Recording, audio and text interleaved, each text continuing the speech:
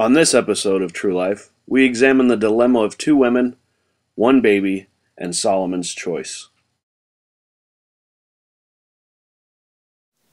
It was a day like any other.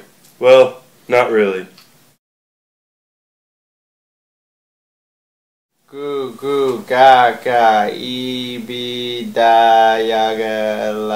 di biboga. King Solomon was a nobleman, concerned more with the welfare of his people than the amount of gold in his coffers.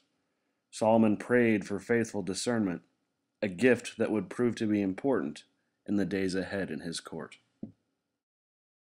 So, I'm sitting there thoughtfully with the weight of the kingdom on my shoulders because, sometimes it isn't easy carrying around all this God-given knowledge.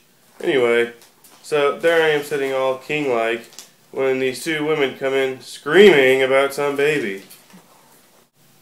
It's true! These women came in screaming and fighting over a baby. It was weird because the baby, despite all the commotion, was calm and quiet. I think it was chewing on something. Goo.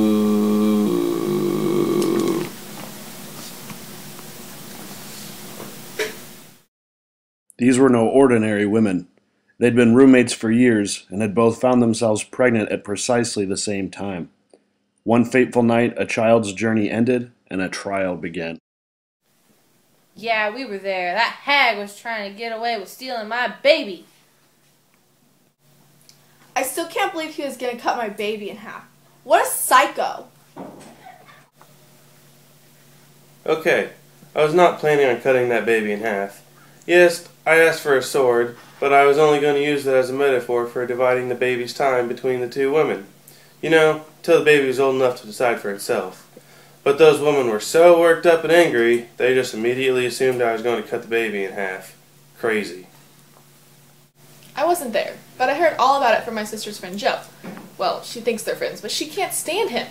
She always says she's a dork who follows her around everywhere like some sort of lost sheep. I don't understand why he likes her anyway. She's eating like her hair. I ate my hair one time. It tasted like my bread my mom makes, but when she gets distracted, the bread gets burned beyond recognition. Solomon brought out this huge sword. It was pretty epic. I just knew he was going to say we should cut the baby in half. I mean, doesn't everybody solve their problems by cutting things in half? I wasn't going to cut that baby. Tensions were high in the king's court. A decision needed to be made, and it wasn't going to make itself. With so many questions still unanswered, Solomon would have to use every ounce of his intelligence. But I was like, no way. And then there was this crash, and Josh fell right through the roof. Nobody knew what to do. It was hilarious. What were we talking about? Solomon? Who's Solomon?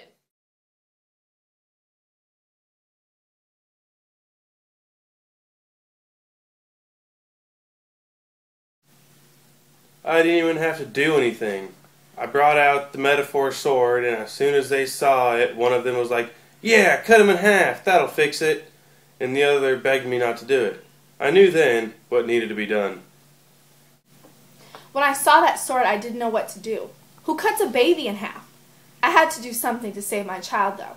So I decided the best thing to do was to give him up. Better for him to live a long life with my love from afar than be chopped in half by some mad king. He tricked me! How is that even legal or a logical decision? Oh, obviously it's her baby because she doesn't want to cut it in half. It was really my baby. At least I think it was. I'm neither impressed or surprised. He tried the same thing with a roasted ham a few years back. Of course, it made a lot more sense with the ham.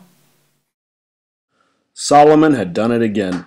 The baby was placed with its rightful mother, and everyone could get on with their lives. See you next time on True Life.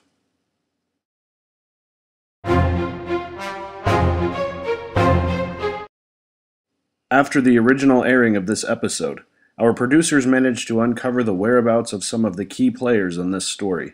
The following is what they learned.